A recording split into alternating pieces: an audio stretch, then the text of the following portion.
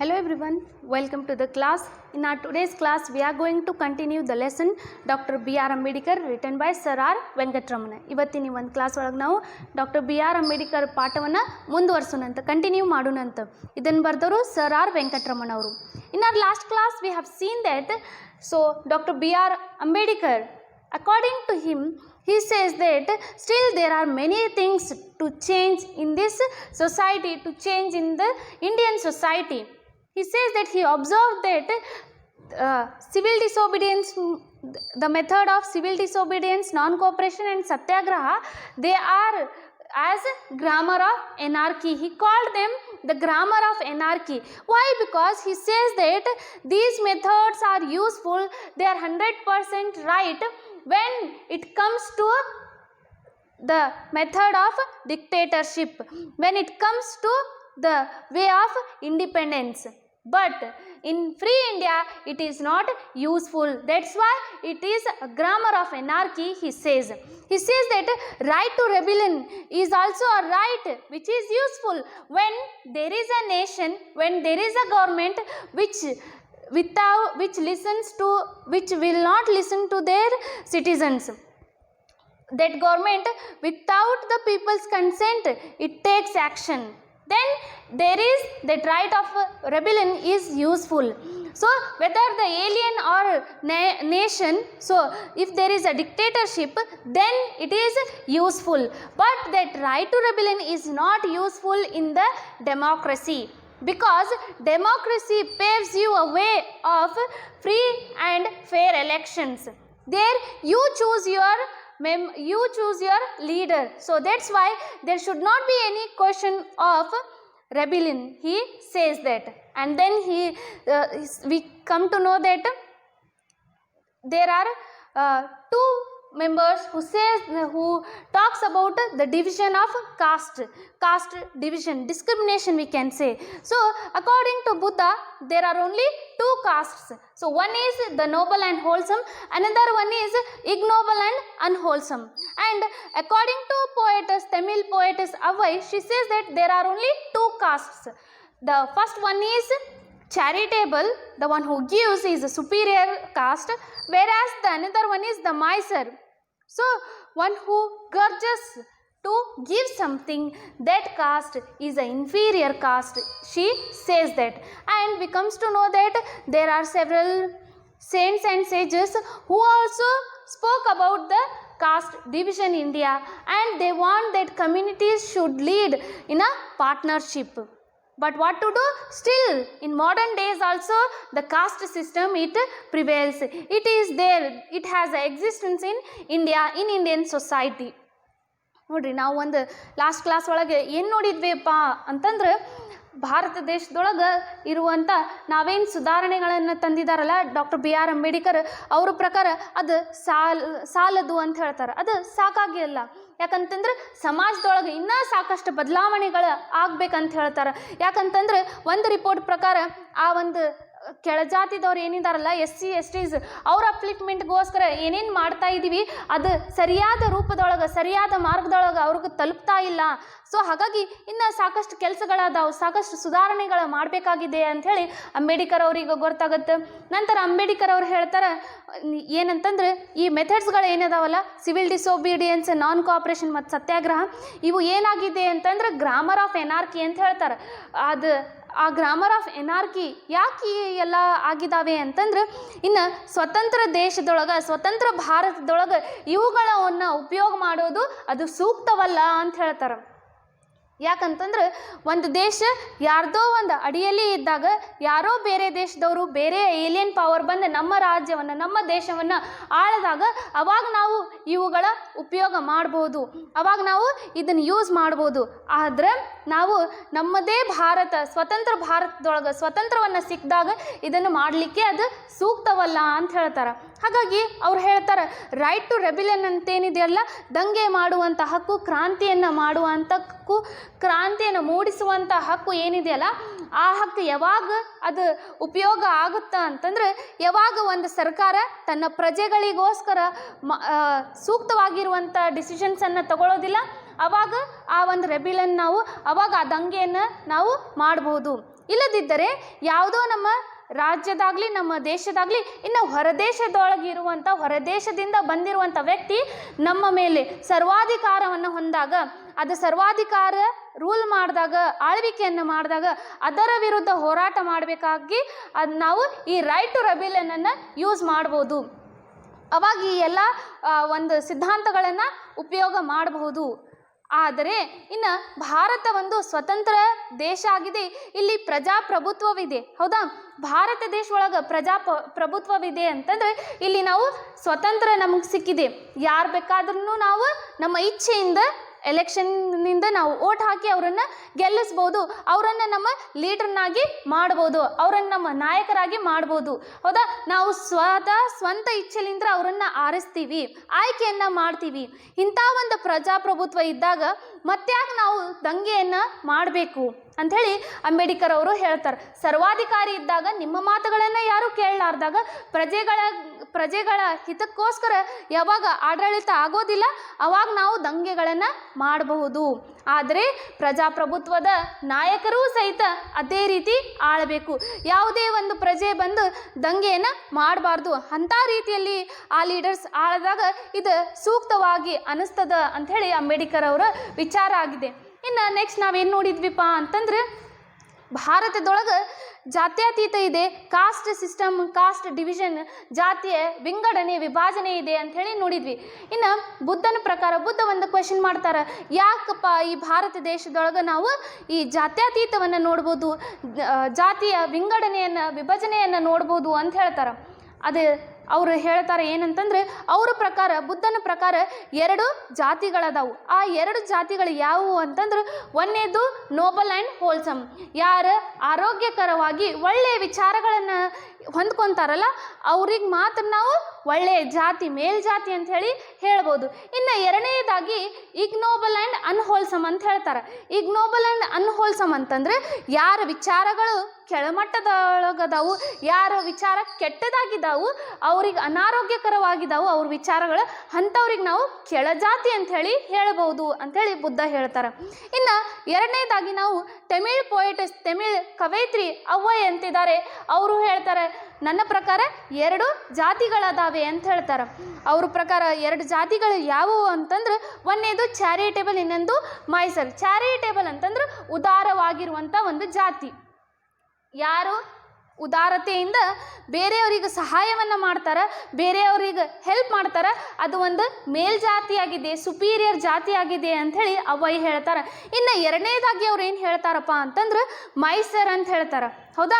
Miser ಅಂತಂದ್ರೆ ಜಿಪುಣತನ, ಯಾರ ಮನಸ್ಸಿನಲ್ಲಿ ಜಿಪುಣತನ ಇದೆ ಅಂಥ ಒಂದು ವ್ಯಕ್ತಿ ಅವ್ರೇನಾಗಿದ್ದಾರೆ, ಕೆಳಜಾತಿದವರಾಗಿದ್ದಾರೆ, ಇನ್ಫೀರಿಯರ್ ಕಾಸ್ಟ್ದವರಾಗಿದ್ದಾರೆ ಅಂಥೇಳಿ ತಮಿಳ್ ಪೊಯೆಟಸ್ ಅವ್ವೈ ನಮ್ಗೆ ಹೇಳ್ತಾರೆ.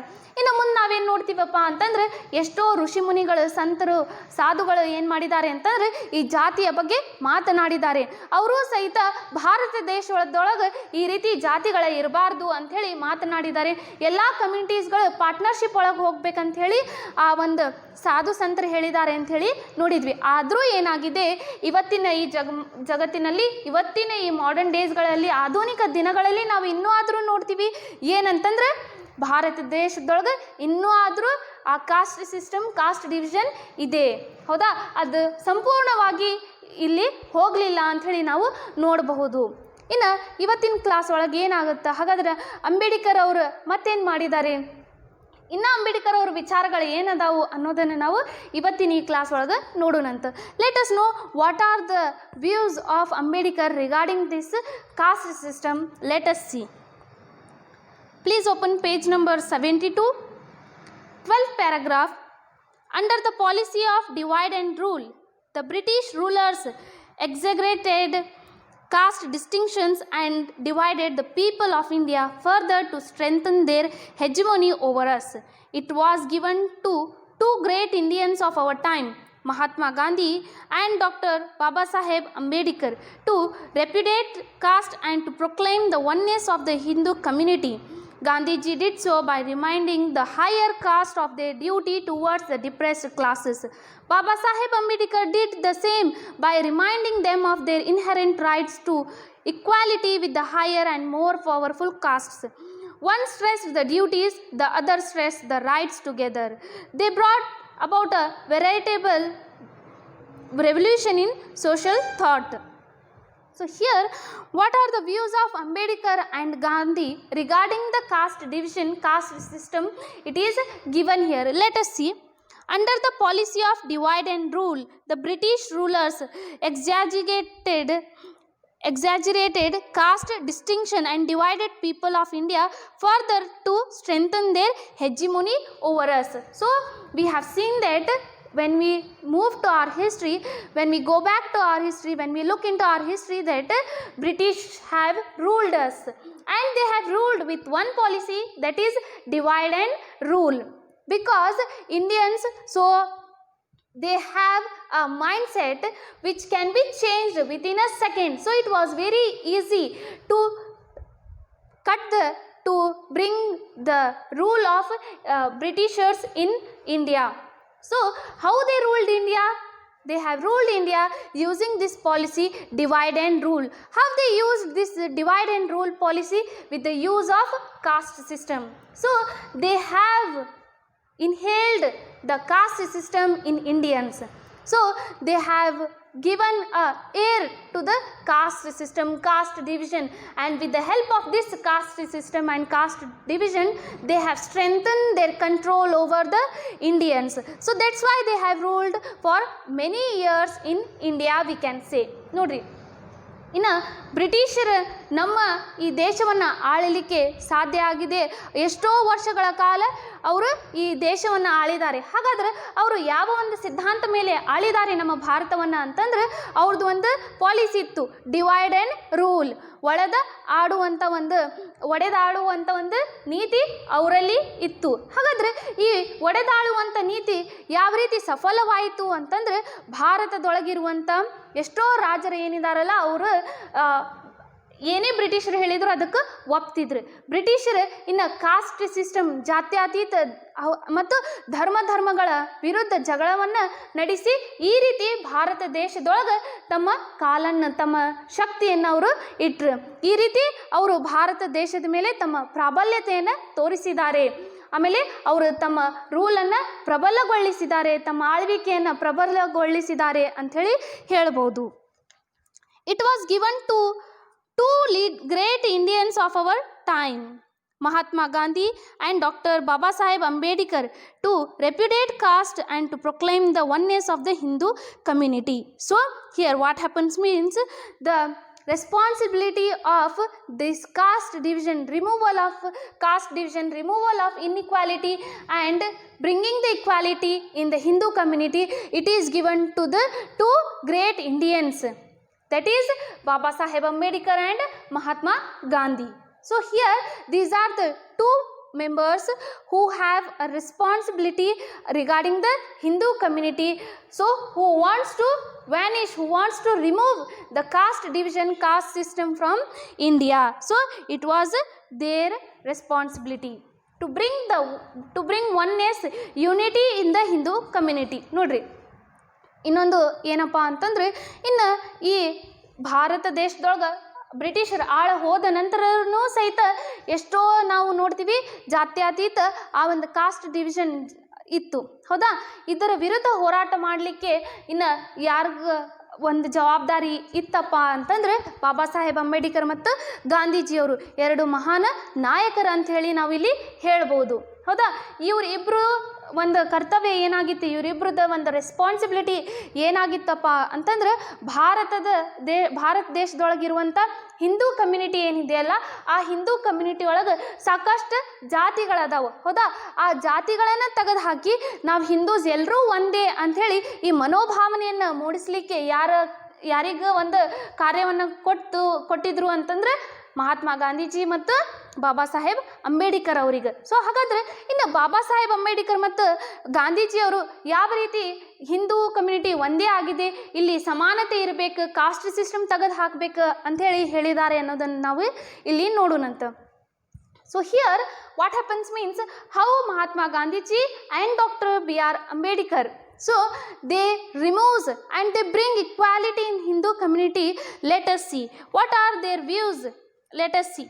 Gandhiji did so by reminding the higher castes of their duty towards the depressed classes. So here what happens means Gandhiji, so he reminded, he brought equality, he tries to bring equality among the Hindu community. How? By reminding the higher class their duties against the, towards the depressed classes, towards the unprivileged classes, towards the low castes. So ಇಲ್ಲಿ ಏನಾಗುತ್ತಪ್ಪ ಅಂತಂದ್ರೆ ಗಾಂಧೀಜಿ ಯಾವ ರೀತಿ ತಮ್ಮ ಕರ್ತವ್ಯವನ್ನು ನಿರ್ವಹಿಸ್ತಾರಪ್ಪ ಅಂತಂದ್ರೆ ಯಾವ ರೀತಿ Hindu community ಒಳಗೆ ಏಕತೆಯನ್ನು ತರಲಿಕ್ಕೆ ಅವರು ಟ್ರೈ ಮಾಡ್ತಾರ ಅಂತಂದ್ರೆ ಗಾಂಧೀಜಿ ಅವರು ಇನ್ನು ಮೇಲ್ಜಾತಿ ಒಳಗಿರುವಂಥ ಎಲ್ಲ ಜನರಿಗೆ ಏನು ಹೇಳ್ತಾರೆ ಅಂತಂದ್ರೆ ಅವರು ನಿಮ್ಮ ಡ್ಯೂಟಿಯನ್ನು ನೋಡ್ರಿ, ಹೌದಾ, ನಿಮ್ಮ ಕರ್ತವ್ಯಗಳನ್ನು ನೋಡ್ರಿ. ಏನಂತಂದರೆ ನಿಮ್ಮ ಕರ್ತವ್ಯ ಈ ಕೆಳ ಜನಾಂಗದವರು, ಲೋ ಕಾಸ್ಟ್ ಡಿಪ್ರೆಸ್ಡ್ ಕ್ಲಾಸಸ್ ಏನದಾರಲ್ಲ, ಆ ಡಿಪ್ರೆಸ್ಡ್ ಕ್ಲಾಸಸ್ ನಿಮ್ಮ ಕರ್ತವ್ಯ ಏನಿದೆ ಆ ಕರ್ತವ್ಯವನ್ನು ನೀವು ಮಾಡಿರಿ. ಕೆಳಜಾತಿಯವರು, ಕೆಳ ಹಂತದವರು ಅಂಥೇಳಿ ಅವ್ರಿಗೆ ಕೀಳಾಗಿ ನೋಡಲಿಕ್ಕೆ ಹೋಗಬೇಡ್ರಿ, ನಿಮ್ಮ ಕರ್ತವ್ಯ ಏನಿದೆ ಆ ಕರ್ತವ್ಯವನ್ನು ಮಾಡಿರಿ ಅಂಥೇಳಿ ಗಾಂಧೀಜಿಯವರು ಹೇಳ್ತಾರೆ ಇಲ್ಲಿ. ಹಾಗಾದ್ರೆ ಅಂಬೇಡ್ಕರ್ ಅವ್ರು ಏನು ಮಾಡ್ತಾರೆ ನೋಡ್ರಿ. Baba Saheb Ambedkar did the same by reminding them of their inherent rights to equality with the higher and powerful, more powerful caste. See how beautifully here Gandhiji he stressed on the higher caste, higher class. So he says that he reminded their duties towards the depressed classes, whereas Baba Saheb Ambedkar, so he was a revolutionary activist. So he says that he says to the depressed classes, them means depressed classes, he says to depressed classes, he reminded them their rights, inherent rights. So he says that remind your inherent right to equality and towards the higher and powerful castes. So you are equal to these powerful castes. So there is equality between you and them. So you have to fight for your equality. He says Ambedkar. ನೋಡಿರಿ ಎಷ್ಟು ಸುಂದರವಾಗಿ ಅಂಬೇಡ್ಕರ್ ಅವ್ರು ಏನು ಮಾಡ್ತಾರೆ ಅಂತಂದರೆ ಇಲ್ಲಿ ಆ ಒಂದು ಕೆಳ ಜನಾಂಗದವ್ರು ಅಂತೇನು ಡಿಪ್ರೆಸ್ಡ್ ಕ್ಲಾಸ್ ಅಂತ ಹೇಳಿ ನಾವೇನು ಮಾಡ್ತಾ ಇದ್ದೀವಲ್ಲ, ಆ ಡಿಪ್ರೆಸ್ಡ್ ಕ್ಲಾಸ್ಗಳಿಗೆ ಹೇಳ್ತಾರೆ, ಆ ಕೆಳ ಜನಾಂಗದ ಜನರಿಗೆ ಹೇಳ್ತಾರೆ, ನೀವೆಲ್ಲರೂ ನಿಮ್ಮ ಇನ್ಹೆರೆಂಟ್ ಹಕ್ಕೇನಿದೆಯಲ್ಲ ಆ ಹಕ್ಕಿಗೋಸ್ಕರ ನೀವು ನೀವು ಇಲ್ಲಿ ಒಂದು ಕೆಲಸವನ್ನು ಮಾಡಿರಿ ಅಂತ ಹೇಳ್ತಾರೆ. ಏನಂತಂದ್ರೆ ನಿಮ್ಮ ಹಕ್ಕಿಗೋಸ್ಕರ ನೀವು ಹೋರಾಟ ಮಾಡಿರಿ. ಮೇಲ್ಜಾತಿದವರು ಅವರಷ್ಟೇ ಇಲ್ಲಿ ಭಾರತದೊಳಗೆ ಇರಬೇಕಂಥೇಳಿ ಏನೂ ರೂಲ್ ಇಲ್ಲ, ಹೌದಾ. ಅವ್ರಿಗೆ ಎಷ್ಟು ಸಮಾನತೆ ಹಕ್ಕಿದೆಯಲ್ಲ ಅಷ್ಟೇ ಸಮಾನತೆ ಹಕ್ಕು ನಿಮಗೂ ಸಹಿತ ಇದೆ. ಅವ್ರಿಗೇನು ಗೌರವ ಸಿಗಬೇಕಲ್ಲ ಅದೇ ಗೌರವ ನಿಮಗೂ ಸಿಗಬೇಕು. ಹಾಗಾಗಿ ನಿಮ್ಮ ಈ ಒಂದು ಹಕ್ಕಿಗೋಸ್ಕರ ನೀವೇನು ಮಾಡಿರಿ, ಹೋರಾಟವನ್ನು ಮಾಡಿರಿ ಅಂಥೇಳಿ ಬಾಬಾ ಸಾಹೇಬ್ ಅಂಬೇಡ್ಕರ್ ಅವರು ಇಲ್ಲಿ ಹೇಳ್ತಾರೆ. ಅವ್ರಿಗೆ ಆ ಒಂದು ಹಕ್ಕನ್ನು ನೆನಪು ಮಾಡಲಿಕ್ಕೆ ಹೇಳ್ತಾರೆ. ನಿಮ್ಮ ಹಕ್ಕು ಭಾರತದೊಳಗೆ ಅದಿರಿ ಅಂತಂದರೆ ಭಾರತದೊಳಗಿರುವಂಥ ಮೇಲ್ಜಾತಿಗಳಿಗೆ ಏನು ಹಕ್ಕಿದೆ ಅದೇ ಹಕ್ಕು, ಅದೇ ಸಮಾನತೆ ಹಕ್ಕು ನಿಮಗೂ ಸಹಿತ ಇದೆ ಅಂಥೇಳಿ ಅವರು ರಿಮೆಂಬರ್ ಮಾಡಿಸ್ತಾರೆ. So what Ambedkar does here, Ambedkar says that so you are also equal to the higher caste, higher classes who are there in this India. So like this he stressed, and what happens, one stressed the duties to other stressed the rights together.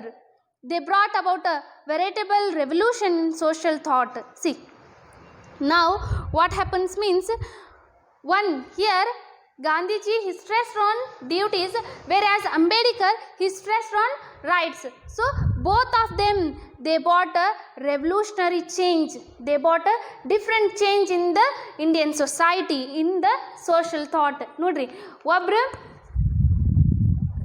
Duties ಬಗ್ಗೆ ಮಾತನಾಡ್ತಾರೆ, ಇನ್ನೊಬ್ಬರು rights ಬಗ್ಗೆ ಮಾತನಾಡ್ತಾರೆ. ಒಬ್ಬರು ಕರ್ತವ್ಯಗಳ ಬಗ್ಗೆ ಮಾತನಾಡಿದರೆ ಇನ್ನೊಬ್ರು ಏನು ಮಾಡ್ತಾರೆ ಅಂತಂದ್ರೆ ನಿಮ್ಮ ಹಕ್ಕುಗಳಿಗೆ ನೀವು ರಿಮೆಂಬರ್ ಮಾಡಿರಿ, ನಿಮ್ಮ ಹಕ್ಕಿಗೋಸ್ಕರ ನೀವು ಹೋರಾಟ ಮಾಡಿರಿ ಅಂತ ಹೇಳಿ ಹೇಳ್ತಾರೆ. ಈ ರೀತಿ ಮಹಾತ್ಮ ಗಾಂಧೀಜಿ ಮತ್ತು ಅಂಬೇಡ್ಕರ್ ಅವರು ಭಾರತ ದೇಶದೊಳಗೆ ಸಾಮಾಜಿಕ ವಿಚಾರಗಳು ಏನದವಲ್ಲ ಅದರೊಳಗೆ ಬದಲಾವಣೆಯನ್ನು ತಂದಿದ್ದಾರೆ ಅಂಥೇಳಿ ಹೇಳ್ಬೋದು. See here I have written here, so Gandhiji to bring equality in Hindu community, to bring oneness in Hindu community, to remove the caste division, what Gandhiji had did, Gandhiji, so he reminded the higher classes by reminding the higher castes of their duty towards the depressed classes. So here Gandhiji reminded the higher caste their duty towards the depressed classes. ನೋಡ್ರಿ ಗಾಂಧೀಜಿಯವರು ಯಾವ ರೀತಿ ಭಾರತ ದೇಶದೊಳಗೆ ಏನು ತರಬೇಕಂತಿದ್ದಾರೆ, ಏಕತೆಯನ್ನು ತರಬೇಕಂತಿದ್ದಾರೆ, ಜಾತ್ಯತೀತವನ್ನು ತೆಗೆದು ಹಾಕಬೇಕಂತಿದ್ದಾರೆ ಅಂತಂದ್ರೆ ಅವರು ಹೈಯರ್ ಕಾಸ್ಟ್ದೊಳಗೆ ಏನಿದಾರಲ್ಲ ಜನರು, ಆ ಹೈಯರ್ ಕಾಸ್ಟ್ಗಳಿಗೆ ಲೋವರ್ ಕಾಸ್ಟ್ಗೆ ಏನು ಅವ್ರ ಡ್ಯೂಟಿ ಇದೆ ಆ ಡ್ಯೂಟಿಯನ್ನು ತಿಳಿಸ್ಲಿಕ್ಕೆ ಹೇಳ್ತಾರೆ, ಆ ಡ್ಯೂಟಿಯನ್ನು ವಿಚಾರ ಮಾಡಲಿಕ್ಕೆ ಹೇಳ್ತಾರೆ, ನೆನಪು ಮಾಡ್ಕೊರಿ ಅಂಥೇಳಿ ಹೇಳ್ತಾರೆ. ಇನ್ನು ಎರಡನೇದಾಗಿ ಅಂಬೇಡ್ಕರ್ ಅವ್ರು ನೋಡಬೇಕು. Ambedkar so he brought equality, he wants to bring equality by reminding them in the sense the depressed classes, by reminding them of their inherent rights to equality with the higher and more powerful caste. So Ambedkar, he reminded about the rights of equality. Against whom? The rights of equality with higher caste and more powerful castes. ನೋಡ್ರಿ ಅಂಬೇಡ್ಕರ್ ಅವ್ರು ಏನು ಹೇಳ್ತಾರೆ ಅಂತಂದ್ರೆ, ನಿಮ್ಮ ಹಕ್ಕು ಏನಿದೆ, equality ಹಕ್ಕು, ಸಮಾನತೆ ಹಕ್ಕು ಏನಿದೆ ಅದನ್ನ ನೆನಪು ಮಾಡ್ಕೋರಿ. ಎಷ್ಟು ಹಕ್ಕು ಆ ಒಂದು ಹೈಯರ್ ಕಾಸ್ಟ್ದವ್ರಿಗಿದೆ, ಪವರ್ಫುಲ್ ಕಾಸ್ಟ್ದವ್ರಿಗಿದೆಯಲ್ಲ, ಈ ಭಾರತ ದೇಶದೊಳಗೆ ಸಮಾನತೆ ಗೌರವ ಎಷ್ಟು ಹೈಯರ್ ಕ್ಲಾಸಿಗಿದೆ ಅಷ್ಟೇ ಗೌರವ, ಅಷ್ಟೇ ಸಮಾನತೆ ಹಕ್ಕು ನಿಮಗೂ ಸಹಿತ ಸಿಗಬೇಕು, ಅದನ್ನು ನೀವು ನೆನಪಿಟ್ಕೋರಿ ಅಂಥೇಳಿ ಅಂಬೇಡ್ಕರ್ ಅವರು ಹೇಳ್ತಾರೆ. ಈ ರೀತಿ ಸಮಾಜದೊಳಗೆ ಅವರಿಬ್ಬರು ಚೇಂಜ್ ತರಲಿಕ್ಕೆ ಹೋರಾಟವನ್ನು ಮಾಡ್ತಾರೆ. ಹಾಗಾದ್ರೆ ಮುಂದೆ ಏನಾಗುತ್ತೆ ನೋಡ್ರಿ. When Baba Saheb passed away in December 1956, Jawaharlal Nehru made a moving reference in the Lok Sabha describing Baba Saheb as a symbol of revolt, he said. So here what happens means, when Baba Saheb Ambedkar passed away, in the sense when Ambedkar died in December 1956, so Jawaharlal Nehru, he made a moving reference in Lok Sabha. So he made a reference, he said something regarding Baba Saheb Ambedkar. He addressed the gathering regarding the death of Baba Saheb Ambedkar. ನೋಡ್ರಿ, ಇನ್ನು 1956 December ಒಳಗೆ ಬಾಬಾ ಸಾಹೇಬ್ ಅವರ ಮರಣ ಹೊಂದಿದಾಗ ಇನ್ನು ಜವಾಹರ್ಲಾಲ್ ನೆಹರು ಅವರು ಲೋಕಸಭೆ ಒಳಗೆ ಮಾತನಾಡ್ತಾರೆ, ಅಂಬೇಡ್ಕರ್ ಅವರು ಕುರಿತು ನೆನಪು ಮಾಡ್ಕೋತಾರೆ, ಮಾತನಾಡ್ತಾರೆ. ಏನದು ಅಂತಂದ್ರೆ, describing Baba Saheb as a symbol of revolt, he said. So Jawaharlal Nehru, he described Baba Saheb Ambedkar as a symbol of revolt. See, Baba Saheb was a symbol of revolt. If you want to see a revolt, if you want to see a revolutionary, then you have to see Baba Saheb Ambedkar. He is a symbol. So this is said by whom? Jawaharlal Nehru in Lok Sabha. ನೋಡ್ರಿ, ಇಲ್ಲಿ ಏನಾಗುತ್ತಂದ್ರೆ, ಆ ಲೋಕಸಭೆದೊಳಗೆ ಮಾತನಾಡಬೇಕಾದ್ರೆ ಬಾಬಾ ಸಾಹೇಬ್ ಅಂಬೇಡ್ಕರ್ ಅವ್ರಿಗೆ ಜವಾಹರ್ಲಾಲ್ ನೆಹರು ಅವ್ರು ಹೇಳ್ತಾರೆ ಏನಂತಂದ್ರೆ, ಬಾಬಾ ಸಾಹೇಬ್ ಅಂಬೇಡ್ಕರ್ ಯಾವ ರೀತಿ ಇದ್ರು ಅಂತಂದ್ರೆ, ಬಾಬಾ ಸಾಹೇಬ್ ಅಂಬೇಡ್ಕರ್ ಅವರು ಒಂದು ಕ್ರಾಂತಿಯ ಚಿಹ್ನೆ ಆಗಿದ್ರಂತ. ಕ್ರಾಂತಿಯನ್ನು ನೋಡ್ಬೇಕಂದ್ರೆ, ಕ್ರಾಂತಿ ಯಾವ ರೀತಿ ಇದೆ, ಕ್ರಾಂತಿಯ ಚಿಹ್ನೆಯನ್ನು ನೀವು ನೋಡಬೇಕಾದ್ರೆ ನೀವು ಯಾರನ್ನು ನೋಡ್ಬೇಕು? ಬಾಬಾ ಸಾಹೇಬ್ ಅಂಬೇಡ್ಕರನ್ನು ನೋಡ್ಬೇಕಂತ ಹೇಳಿ ಜವಾಹರ್ಲಾಲ್ ನೆಹರು ಅವರು ಹೇಳ್ತಾರೆ. ಮತ್ತೇನು ಹೇಳ್ತಾರೆ ನೋಡ್ರಿ. He said, I have no doubt that whether we agreed with him or not in many matters, that perseverance and persistence, and that if I may use the word sometimes, virulence of his opposition to all this did keep the people's mind awake and did not allow them to become complacent about matters which could not be forgotten, and helped in rousing up those groups in our country which had suffered for so long in the past. It is therefore said that such a prominent champion of the oppressed and depressed in India, and one who took such an important part in our activities, has passed away. So here Jawaharlal Nehru, he addressed gathering, he addressed the Lok Sabha, and he said regarding Baba Saheb Ambedkar, what he says, I have no doubt that whether we agreed with him or not in many matters. See, Baba Saheb Ambedkar, he says that I agree that, so I have no doubt that whether we agree to some matters or not with Ambedkar. ನೋಡ್ರಿ, ಇನ್ನು ಜವಾಹರ್ಲಾಲ್ ನೆಹರು ಅವರು ಹೇಳ್ತಾರೆ ಏನಂತಂದರೆ, ನನಗೆ ಸಂದೇಹನೇ ಇಲ್ಲ ಏನಂತಂದರೆ, ಸಾಕಷ್ಟು ಸಲ ನಾವೇನೋ ವಿಚಾರಗಳನ್ನು ಮಾತನಾಡಬೇಕಾದ್ರೆ ಅಂಬೇಡ್ಕರ್ ಅವರ ವಿಚಾರದ ವಿರುದ್ಧನೂ ಸಹಿತ ನಾವು ಹೋಗಿದ್ದೀವಿ. ಅವರ ನಮ್ಮ ವಿಚಾರಗಳು ಅವು ಹೊಂದೋದಿಲ್ಲ, ಅದರಲ್ಲಿ ನಾವು ಡಿಫ್ರೆನ್ಸನ್ನು ನೋಡ್ಬೋದು ಅಂತ ಹೇಳ್ತಾರೆ. That perseverance, that persistence and that if I may use the word sometimes, virulence of his opposition to all this did keep the people's mind awake and did not allow them to become complacent about matters which could not be forgotten. See, beautifully, Jawaharlal Nehru, he says that, I remember that, I have no doubt that Ambedkar, he fought for the depressed classes. So, I have no doubt that he opposed sometimes. And what he did, he opposed our actions, he opposed with us, and even we didn't had a match with his views, a match with his social philosophy. Even we have disagreed whatever he has said sometimes. But if I say that virulence of his opposition to all this did keep the people's mind awake. See, if I say that the violence which is there in Ambedkar to bring equality to the depressed class, so that awakes the people of India, that awake the mind of Indians. ನೋಡ್ರಿ, ನಾನೇನಾದರೂ ಇಲ್ಲಿ ಮಾತನಾಡಬೇಕಂತಂದ್ರೆ, ಅಂಬೇಡ್ಕರ್ ಅವರು ರಿವೋಲ್ಟಿನ symbol ಆಗಿದ್ರು ಅಂತ ಹೇಳ್ಬೋದು, ಕ್ರಾಂತಿಯ ಚಿಹ್ನೆ ಆಗಿದೆ ಅಂತ ಹೇಳ್ಬೋದು. ನನಗೆ ಸಂದೇಹನೇ ಇಲ್ಲ, ಅಂಬೇಡ್ಕರ್ ಅವರು ಡಿಪ್ರೆಸ್ಡ್ ಕ್ಲಾಸಸ್, ಅನ್ಪ್ರಿವಿಲೇಜ್ ಕ್ಲಾಸ್ ಏನಿದ್ದಾರಲ್ಲ ಅವ್ರ ಬಗ್ಗೆ ಹೋರಾಟ ಮಾಡಿದ್ದು ನನಗೆ ಸಂದೇಹ ಇಲ್ಲ. ಸಾಕಷ್ಟು ಸಮಯ ಆ ಅಸೆಂಬ್ಲಿ ಒಳಗೆ ಅವ್ರ ವಿಚಾರಗಳ ನಮ್ಮ ವಿಚಾರಗಳ ಹೊಂದಿದ್ದಿಲ್ಲ, ನಾವು ಆ ಒಂದು ಅಪೋಸಿಷನನ್ನು ಮಾಡಿದ್ವಿ, ಅವ್ರ ವಿಚಾರಗಳ ವಿರುದ್ಧನೂ ಹೋಗಿದ್ವಿ. ಆದರೆ ಅವರ ಆ ಒಂದು ವರ್ಲೆನ್ಸನ್ನು ನಾವು ಒಪ್ಪಬೇಕು, ಅವರ ಒಂದು ಉಗ್ರತೆಯನ್ನು ನಾವು ಒಪ್ಪಬೇಕು. ಅವರಲ್ಲಿ ಆ ಒಂದು ಸಿಟ್ಟು ಇತ್ತು ಏನಂತಂದ್ರೆ, ನಾ ಹೇಗಾದರೂ ಮಾಡಿ ಅನ್ಪ್ರಿವಿಲೇಜ್ ಕ್ಲಾಸ್ SC STs ಅವರಿಗೆ ಸಮಾನತೆಯನ್ನು ಕೊಡಿಸ್ಬೇಕು ಅನ್ನುವಂಥ ಒಂದು ಸಿಟ್ಟು ಯಾರಲ್ಲಿತ್ತು? ಅಂಬೇಡ್ಕರ್ನಲ್ಲಿ ಇತ್ತು. ಆ ಒಂದು ಹೋರಾಟ ಏನಿದೆಯಲ್ಲ, ಆ ಒಂದು ಸಿಟ್ಟು ಏನಿದೆಯಲ್ಲ, ಅದು ಇಡೀ ಭಾರತ ದೇಶ ಜನರದ ಒಂದು ಮೈಂಡ್ಸೆಟ್ಟನ್ನು ಓಪನ್ ಮಾಡಿತ್ತು, ಅವ್ರಿಗೆ ನಿದ್ದೆಯಿಂದ ಎಚ್ಚರ ಮಾಡಿತ್ತು ಅಂಥೇಳಿ ಅಂಬೇಡ್ಕರ್ ಅವರಿಗೆ ಜವಾಹರ್ಲಾಲ್ ನೆಹರು ಅವರು ಈ ರೀತಿ ಹೇಳ್ತಾರೆ. Then did not allow them to become complacent about the matters which could not be forgotten. See, and Ambedkar, he had such a virulence that he wants to bring equality to the depressed classes, and he made that depressed classes not to be satisfied with what they had. ನೋಡ್ರಿ, ಅಂಬೇಡ್ಕರ್ ಒಳಗೆ ಎಂಥ ಒಂದು ಸಿಟ್ಟಿತ್ತು, ಎಂಥ ಒಂದು ಆ ವಿಚಾರಗಳು ಅವರಲ್ಲಿ ಇತ್ತಂದ್ರೆ, ಹೇಗಾದರೂ ಮಾಡಿ ನಾನು ಸಮಾನತೆಯನ್ನು ಸಮಾಜದೊಳಗೆ ತರಲೇಬೇಕು ಅಂತ ಹೇಳ್ತಾರೆ. ಹಾಗಾಗಿ ಅವರು ಡಿಪ್ರೆಸ್ಡ್ ಕ್ಲಾಸಸ್ಗಳು ಏನದಾವಲ್ಲ, ಕೆಳಜಾತಿದವ್ರು ಏನಂತೀವಿ SC STs, ಅವ್ರಿಗೆ ಸಿಗುವಂಥ ಎಲ್ಲ ಆ ಒಂದು ಫೆಸಿಲಿಟೀಸ್ಗಳ ಬಗ್ಗೆ ಅವರು ಇದನ್ನೇ ಸಂತೃಪ್ತರಾಗಿ ಇಷ್ಟೇ ಸಾಕು ಅಂಥೇಳಿ ಹೇಳಬಾರ್ದು. ಆ ರೀತಿಯಲ್ಲಿ ಅಂಬೇಡ್ಕರ್ ಅವರು ಇಲ್ಲಿ ಹೋರಾಟ ಮಾಡಿದ್ದಾರೆ. ಆ ರೀತಿಯವರು ನಾವು ನೆನಪಾರ್ಲಾರ್ದಾಗೆ ಅಂಬೇಡ್ಕರ್ ಅವರು ಕೆಲಸ ಮಾಡಿದ್ದಾರೆ ಅಂತ ಹೇಳ್ತಾರೆ. And help in rousing up those groups in our country which has suffered for so long in the past.